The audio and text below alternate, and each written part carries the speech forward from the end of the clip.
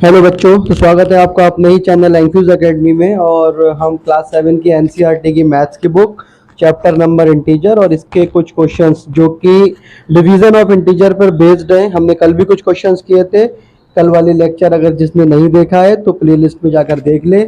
और अब हम आगे स्टार्ट करते हैं। Question number 2, verify that A divided by bracket of C not equal. ये वाला जो साइन है इसको अपन नॉट इक्वल बोलते हैं। a divided by b plus a divided by c for each of the following values of a, b and c।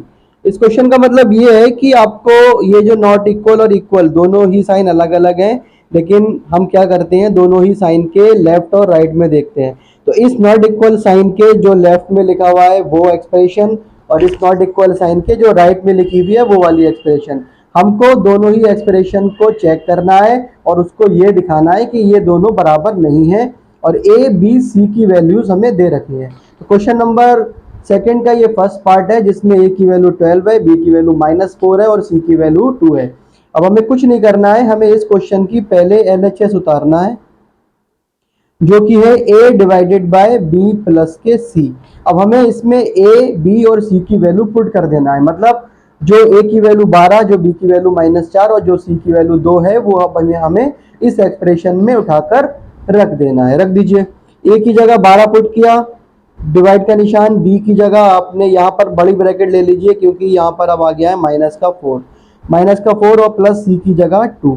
तो हम solve कैसे करेंगे? सबसे पहले ब्रैकेट को रिमूव करेंगे और ब्रैकेट को रिमूव करने के लिए जो छोटी ब्रैकेट है उसको रिमूव करेंगे। तो यहाँ पर -4 और प्लस के 2, 12 डिवाइडेड बाय माइनस प्लस हो गया माइनस, यानी कि हमें 4 में से 2 को माइनस करना है तो बचेगा हमारा 2 और साइन आएगा माइनस का क्योंकि साइन जो है बड़े नंबर के साथ में है। अब हमें यहाँ पर बेसिकली 12 को डिवाइड करना है माइनस के 2 से। 2 1 जा 2 और 2 6 जा 12। इसका आंसर आया प्लस माइनस माइनस का 6। ठीक, इसी तरीके से हमें आरएचएस को सॉल्व करना है। थोड़ी सी जगह कंजेस्टेड है लेकिन आप लोग एडजस्ट कीजिए, ठीक है ना। लाइफ का नाम ही एडजस्ट करना है, सभी लोग करते हैं तो आप भी कीजिए। a divided by b plus के a डिवाइडेड बाय c। तो a की जगह आपको रखना है 12 और डिवाइड का निशान लगाना है, b की जगह रखना है -4। ठीक, तो प्लस का निशान, a की जगह रखना है आपको 12 और फिर c की जगह रखना है आपको 2। इसको जब सॉल्व करेंगे तो 12 को डिवाइड करेंगे 4 से, यानी कि 4 1 जा 4, 4 2 जा 8 और 4 3 जा 12 और प्लस और माइनस माइनस, यानी कि आपका आंसर आएगा -3 प्लस 12 को जब 2 से डिवाइड करेंगे तो 2 6 जा 12। अब माइनस प्लस माइनस यानी कि आपको माइनस करना है तो 6 में से 3 को माइनस करिए तो आंसर आएगा 3 और प्लस का साइन आएगा क्योंकि प्लस का साइन बड़े वाले नंबर के साथ में है तो इसका मतलब आपका आंसर आया 3। अब आप देख सकते हैं कि 6 is not equal to 3। It means ये वाली बात बिल्कुल सही है, LHS not equal to RHS।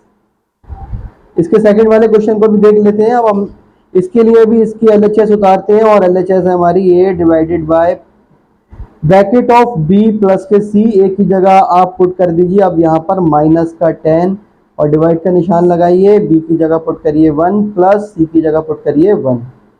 ठीक, -10 ऐसे ही रहने दीजिए, डिवाइडेड बाय 1 प्लस 1 यानी कि 2। अब आपको क्या करना है, 10 को 2 से डिवाइड करना है। जब 10 को 2 से डिवाइड करेंगे तो आपको आंसर मिलेगा 5 और माइनस प्लस होता है माइनस, तो अल्टीमेटली आपका आंसर आएगा -5। इसी तरीके से RHS उतारिए।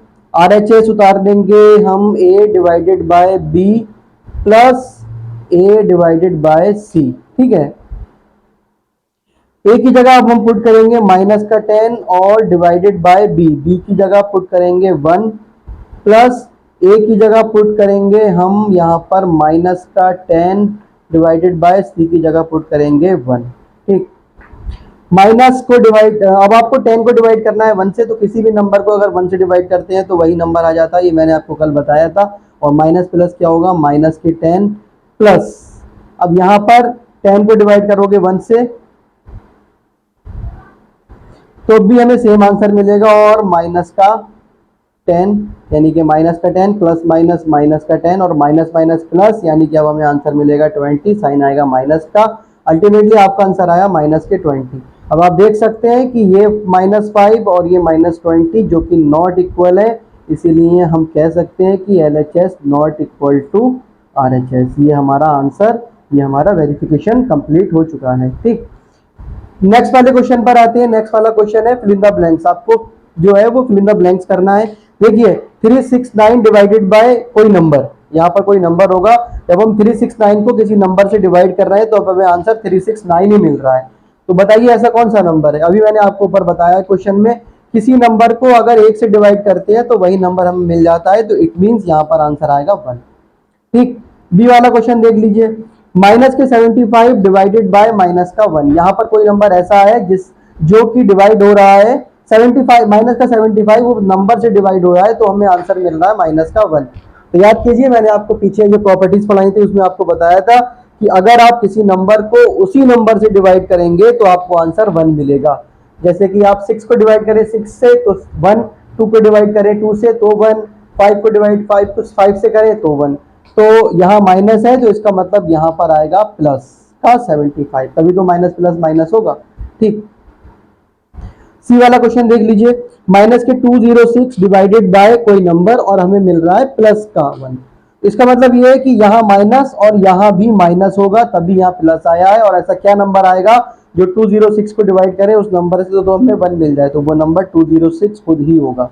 इसका आंसर हमारा होगा माइनस के 206। डी वाला क्वेश्चन देख लेते हैं। माइनस के 87 डिवाइडेड बाय 87। यहाँ भी देखिए सेम कॉन्सेप्ट लगेगा, यहाँ माइनस का है और यहाँ प्लस है, तो इसका मतलब यहाँ पर जरूर माइनस होगा, तभी माइनस माइनस मिलकर प्लस हुआ होगा।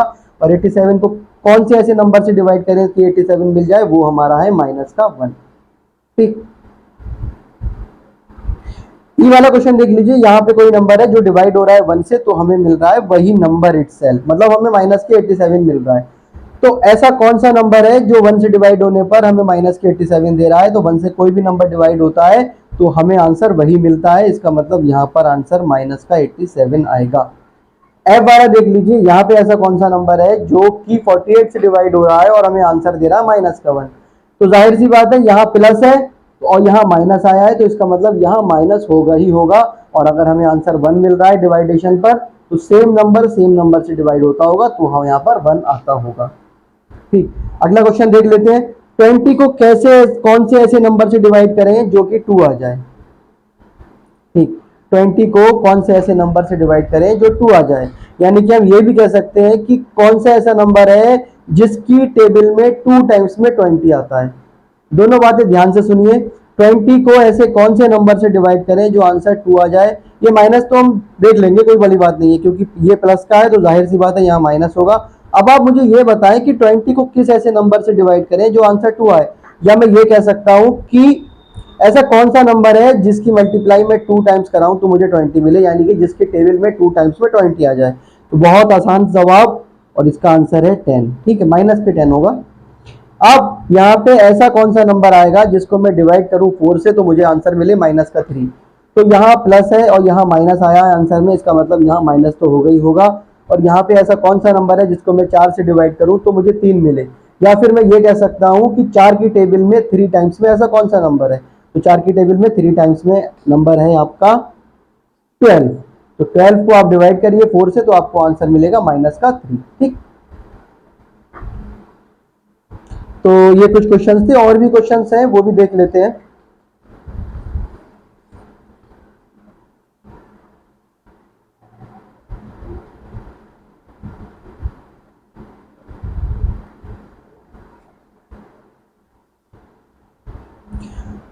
क्वेश्चन नंबर 4 है हमारा। क्वेश्चन नंबर 4 में ये बोल रहा है कि right 5 such pairs of integers. आपको 5 ऐसे सच पेयर्स लिखना है, आपको 5 ऐसे पेयर्स लिखना है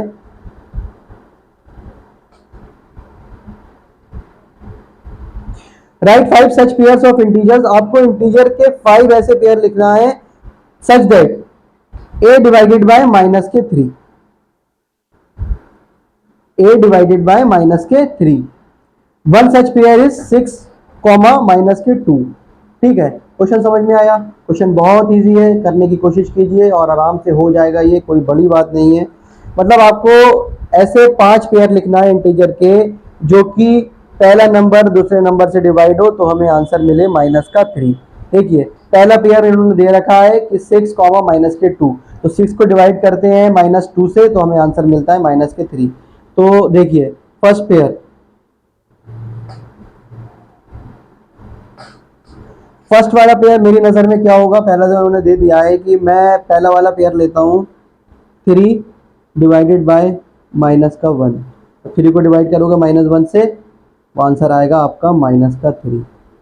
ठीक है, सेकंड पेयर क्या होगा, थोड़ा सा मैं और ऊपर बढ़ता हूँ, 6 डिवाइडेड बाय -2, इसका मतलब ये आंसर आ जाएगा मतलब ये वाले आंसर आ रहे हैं हमारे 3, -1, 6, -2। बात समझने की कोशिश कीजिए। ठीक, थर्ड वाला पेयर क्या होगा मेरा, 9 डिवाइडेड बाय -3, तो मुझे आंसर मिलेगा -3। एक आंसर आ गया मेरा 9, -3।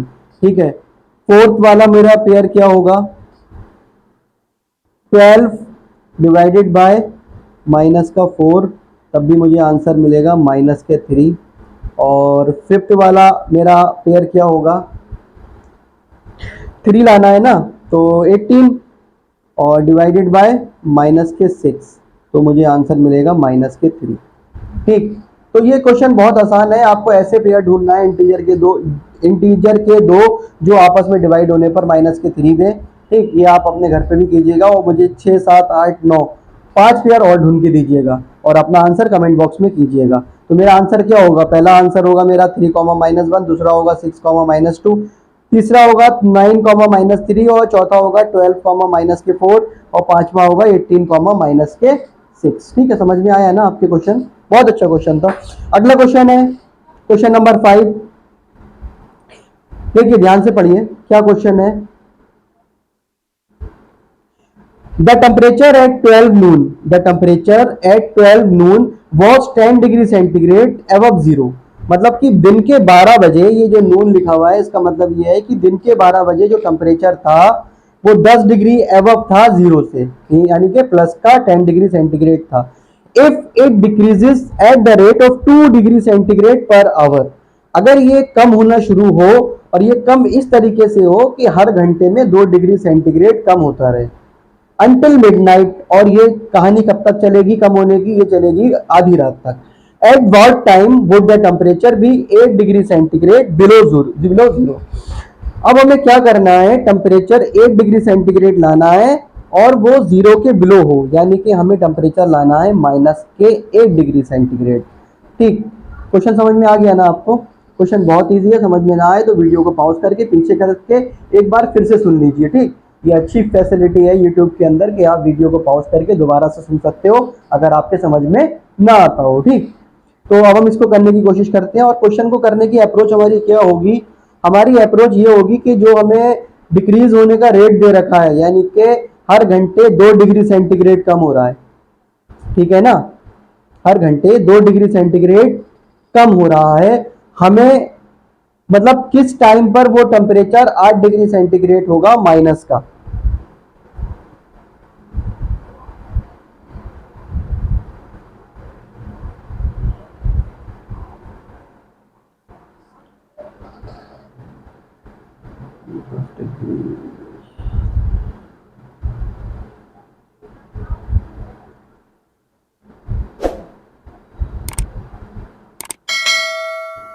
अब सबसे पहले आप ये सोचिए कि मुझे टेम्परेचर जो है वो मुझे टेम्परेचर में चेंज कितना चाहिए, ये मुझे 10 डिग्री सेंटीग्रेड से टेम्परेचर चाहिए -8 डिग्री सेंटीग्रेड।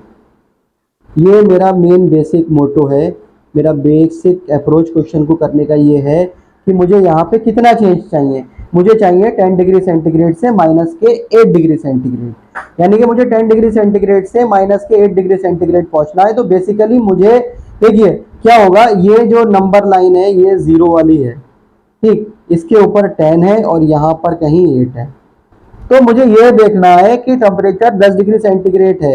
अब यहाँ से यहाँ आने के लिए कितना चेंज होना पड़ेगा, मतलब कि 10 डिग्री सेंटीग्रेड ये, और 10 से फिर नीचे 8, यानी कि ओवरऑल मुझे यहाँ से यहाँ जाने के लिए 18 डिग्री सेंटीग्रेड का डिफरेंस चाहिए। तो मुझे टेम्परेचर में जो है वो 18 डिग्री सेंटीग्रेड का क्या चाहिए, डिफरेंस चाहिए। अब क्वेश्चन हमारा हो चुका है। मेन कॉन्सेप्ट यही था इसका।